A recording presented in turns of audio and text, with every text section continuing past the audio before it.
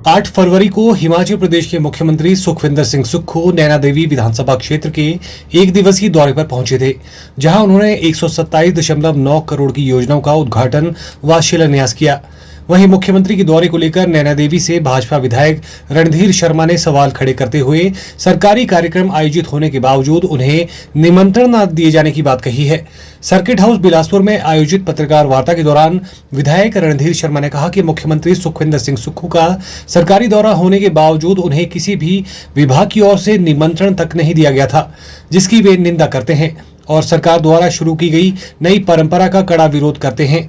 साथ ही रणधीर शर्मा ने कहा कि मुख्यमंत्री सुखविंदर सिंह सुक्खू ने हिमाचल प्रदेश विधानसभा चुनाव 2022 के दौरान नैना देवी विधानसभा क्षेत्र की चुनावी मतगणना में धांधली होने के आरोप लगाए थे, जो कि सरासर गलत है और अलोकतांत्रिक व असंवैधानिक है, क्योंकि जहां नैना देवी विधानसभा चुनाव पूरी पारदर्शिता के साथ आयोजित हुए थे, तो वहीं मतगणना के दौरान रिकाउंटिंग भी की गई थी और ये मामला न्यायालय में विचाराधीन है।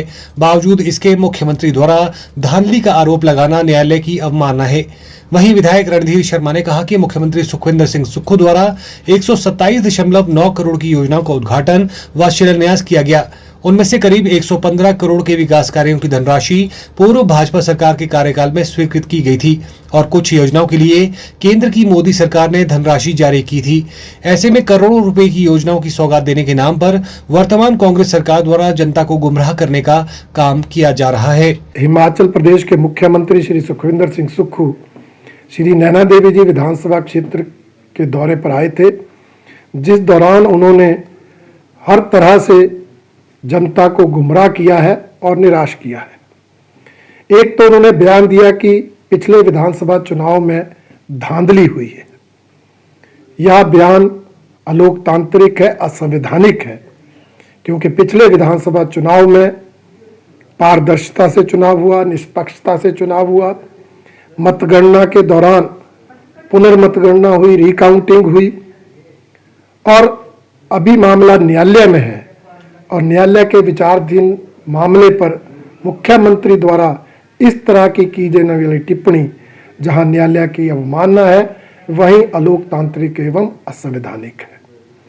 दूसरा, जो 127 करोड़ के उद्घाटन और शिलान्यास करने की बात प्रचारित की जा रही है, उसमें से 115 करोड़ रुपए के विकास कार्य या तो हिमाचल प्रदेश की पिछली भारतीय जनता पार्टी की सरकार के दौरान धनराशि स्वीकृत हुई थी और कुछ विकास कार्यों के लिए केंद्र की मोदी सरकार द्वारा धनराशि स्वीकृत हुई। इसलिए इस मामले पर भी उन्होंने लोगों को गुमराह किया और जो भाषणबाजी वहां पर हुई, जिस तरह से वहां बनुपली बरमाणा रेलवे लाइन का श्रेय लेने का प्रयास किया गया, वो हास्यास्पद है।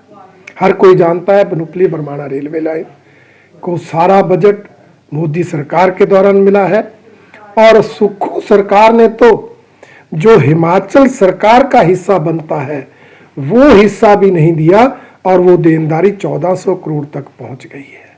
बिलासपुर से आगे जमीन तक एक्वायर नहीं की। इसलिए ऐसे मामलों पर यहाँ तक कि जो 66 करोड़ का प्रोजेक्ट केंद्र की धनराशि चला है, उस पर भी गुमराह किया गया। और जो घोषणाएं की गई, मैं कहना चाहता हूं, पिछले विधानसभा सत्र में जो विंटर सेशन धर्मशाला में हुआ, वहां जब मैंने पानी की समस्या नियम 62 के अंतर्गत उठाई थी और यहां पर आईपीएच की डिवीजन खोलने की बात की थी कि जो हमने खोली है उसको आपने बंद किया, तो उप मुख्यमंत्री महोदय ने वही घोषणा कर दी थी कि बजट में, जो मार्च में बजट आएगा, उसमें खोल दी जाएगी।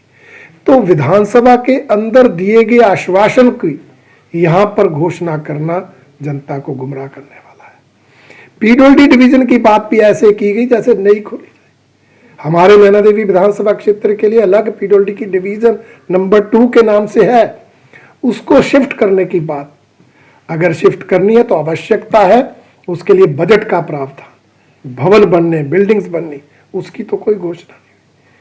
और जो उम्मीद थी हमारी जनता को कि स्वारघाट में डिग्री कॉलेज की घोषणा होगी, जो हमारे पटवार सर्कल बंद किए उनको खोलने की घोषणा होगी, जो सीएचसी और वेटरनरी हॉस्पिटल डिनोटिफाई किए उनकी घोषणा होगी, ऐसी घोषणाएं ना करके मुख्यमंत्री जी ने जनता को निराश किया है। और मैं वर्तमान सरकार को ये जरूर कहना चाहता हूं कि उन्होंने एक नई परंपरा शुरू की है। चुने हुए विधायक को, स्थानीय एमएलए को सरकारी कार्यक्रम का निमंत्रण ना देना, ये निंदनीय है। पहली बार ऐसा हुआ है। मैं समझता हूं ये सरकार को विचार करना चाहिए, और अगर ये मुख्यमंत्री जी के ध्यान में है और ये उनका व्यवस्था परिवर्तन है तो इसकी मैं कड़ी निंदा करता हूं और इसके लिए वर्तमान सरकार के तानाशाहीपूर्ण रवैये की कड़ी आलोचना करता हूं। Bureau report, channel 9, Bilaspur.